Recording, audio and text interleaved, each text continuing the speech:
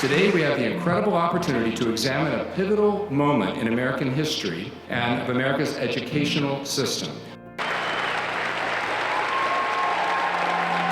I think President Bush set the tone, and he just wanted to meet with the governors. And I said, I gave an opening statement, and I said, I came here to praise the president.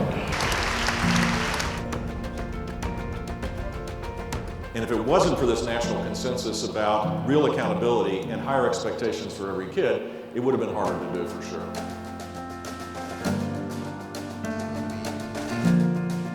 You had all these politicians who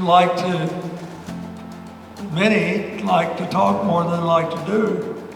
And there they were, all of us, saying, in that statement we wrote till 3 in the morning, we commit to be held personally accountable. And our children before ourselves.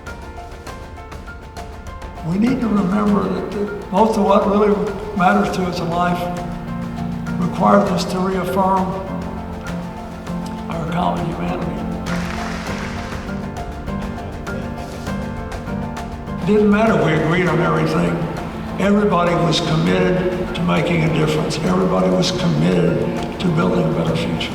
The belief that you can be civil with one another, you can be kind and generous, you can treat people the way you would want to be treated these are virtues that are timeless and they're really important.